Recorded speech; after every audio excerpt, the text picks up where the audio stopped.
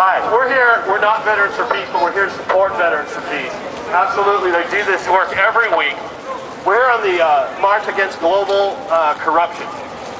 I represent a group called MassOff, so we didn't organize this march, but we're here to support it along with Veterans for Peace. We stand against the police state in the Massachusetts and the United States. We stand against the insurrection by the police force against the population of the Commonwealth of Massachusetts. Pardon me, I didn't prepare a sweet speech. I did want to mention one thing about the whole Odessa, Crimea situation. And that is, I find it awfully interesting that suddenly this crisis that requires presidential attention blossoms 3 days after one of the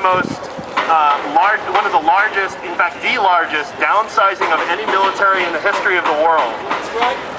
I find it interesting that the president needed to take action on this particular issue when his opinion polls are so low, his opinion rating is so low that he can barely muster the capital to even visit schools and support his Democratic candidate running for office in 2014.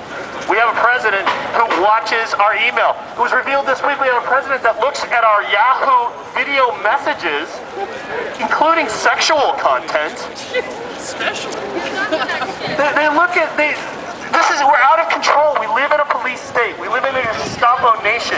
In Lynn, Massachusetts, a two-tour Iraqi war veteran was gunned down in his house by police for no reason. They had no warrant. They had no reason to be there. Right. In Lowell, Massachusetts, the Lowell police brought an obviously intoxicated woman into their jail and neglected her to death. Let her die in a cell, drowning in her own vomit. The state of affairs in Massachusetts, the state of affairs in America is dire. Yeah. Our union is not sound. We don't trust one another. We just work to perpetuate this bipartisan division which separates everyone from everyone and doesn't do anything to remind us that we're all Americans and we all want the same thing, for our children to grow up and do better off than we have. Is that happening now? It's not happening for my children. I've been laid off for 3 years. 3 years I haven't had work, and I don't have any prospect of work again. I have to watch my kids. If I try to go back to work now, it'll cost me more in childcare than what I could earn. I'm fortunate. My wife has health care. My wife has a job, and she can support my family. But this isn't the world we want. This isn't the economy we want. This isn't the America we want. It's time to change. It's time to change now. It's time to take a stand. Right. Thank you. Hellfire missiles. We talk about how the drones help us because they don't put our troops in peril when we take out the quote-unquote enemy. But how is the enemy wedding parties? How is the enemy children? We aren't taking out the enemy. We are making the enemy. Our drone policy is a failed policy, and our president clings to it because he doesn't have the guts to stand behind his own beliefs, which are false in and of themselves, and he knows it.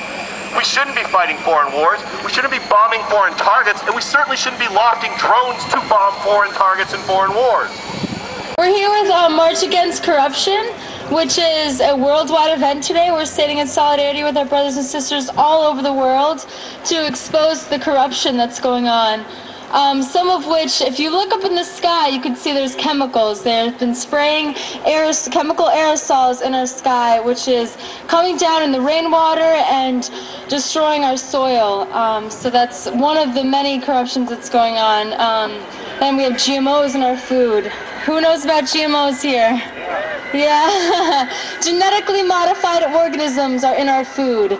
Doesn't sound too good, does it? It's pretty much when scientists will take the part of DNA of one bacteria and mix it with, say, the DNA of a tomato and call it something else. So that's another thing that needs to stop. Fukushima. Who knows of Fukushima? Yeah, meltdown. Yeah, what happened March 11th in 2011?